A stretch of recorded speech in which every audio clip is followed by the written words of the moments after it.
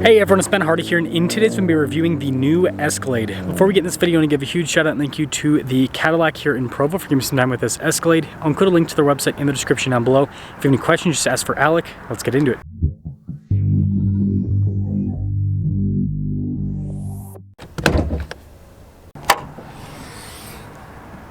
Under the hood we have a 6.2 liter V8 that goes through a 10-speed automatic. Fuel economy is 14 around town and then 18 on the highway, with power outputs being 420 horsepower and then 460 pound-feet of torque.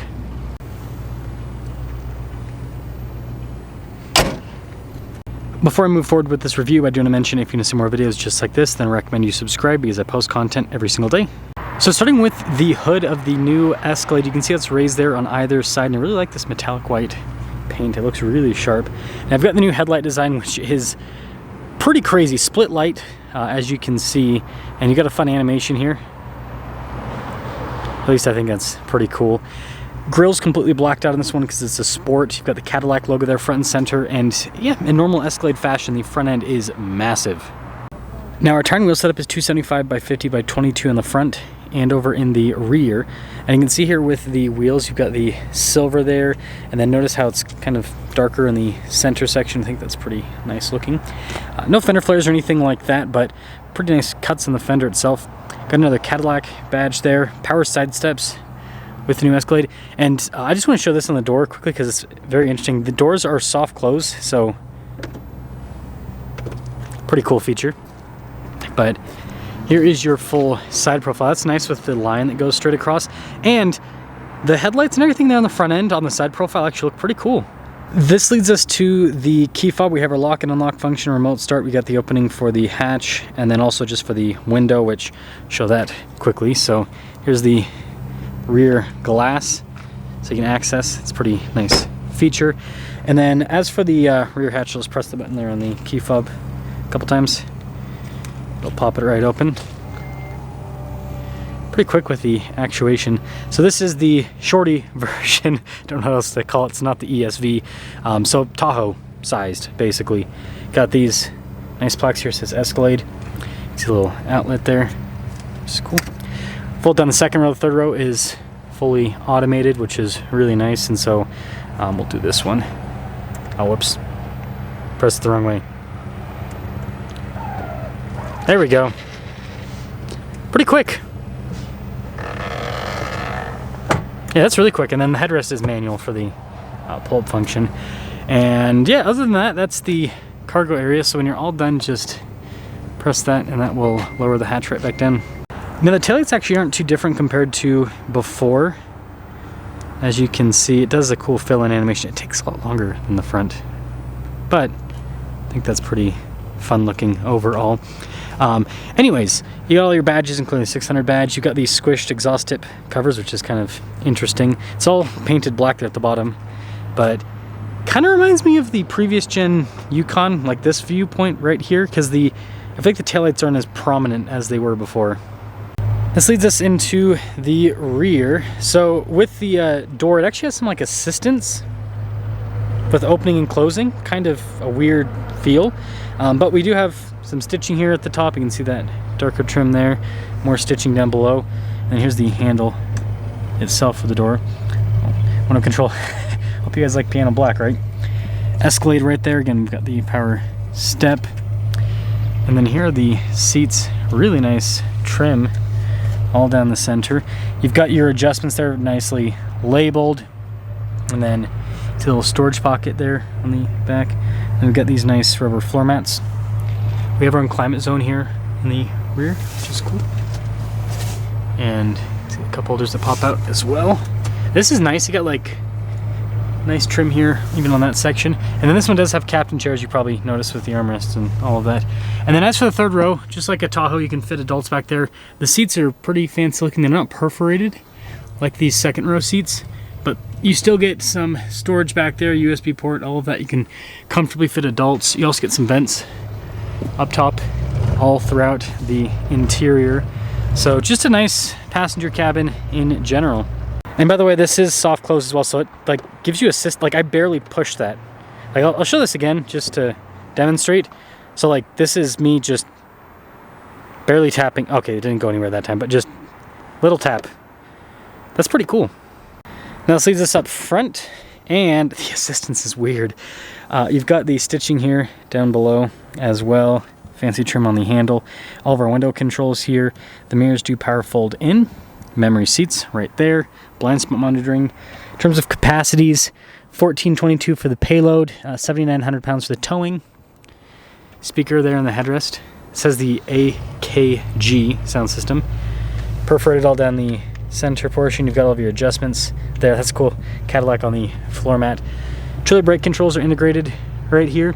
And then this is where you can adjust the drive line and drive mode. No 2-speed transfer case. I will say the air suspension in this feels more comfortable than the air suspension in like a Tahoe, for example, which surprises me. But I wonder if they do different tuning or something in the Escalade to make it more cushy.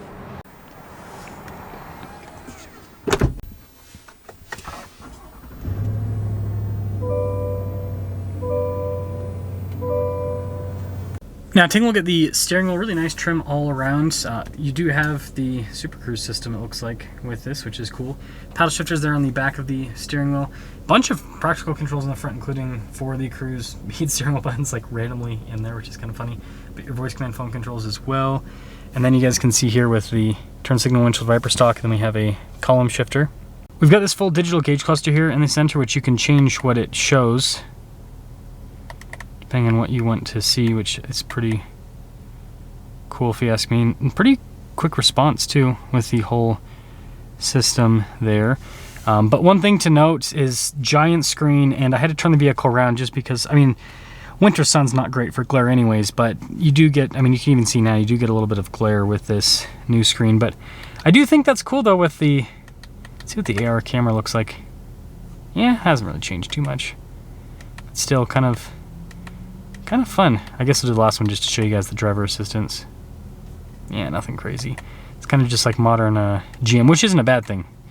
It's got quite a bit of tech. So we do have a 360 camera system, really good resolution. You can see out of a bunch of different angles here, the Escalade, which is pretty darn cool. Now the camera's probably gonna, okay, there we go. Died the first time I tried to do this shot. But yeah, quick response time with the screen. You notice that stuff like the glove box, yes, is now in the screen to open it, which is very interesting. But yeah, I mean, they give you shortcuts for most of the stuff, which is nice, and it's all easy to use. But yeah, I mean, this thing is massive. So, I mean, you've got the driver portion, and then you got the central screen, and then it continues off to the side, if the camera will focus, over here onto the passenger screen as well. I mean, this is literally the entire dash is a screen now. I don't want to know how much this costs to replace, but it's pretty cool with all the different elements and how those are integrated together. And if that wasn't enough screen for you, we've got another one down below. This controls the climate, basically. And I mean, it's pretty self-explanatory. It also has stuff for just basic vehicle functions, it looks like. Interesting. Wow. Got auto park, which is always nice. Oh, so you can just open up. That's interesting. Why is it angry at me? Does it not want me to flip back? Weird. Oh, you can also control the headlights from here? I guess, yeah, there is no headlight switch, so you gotta...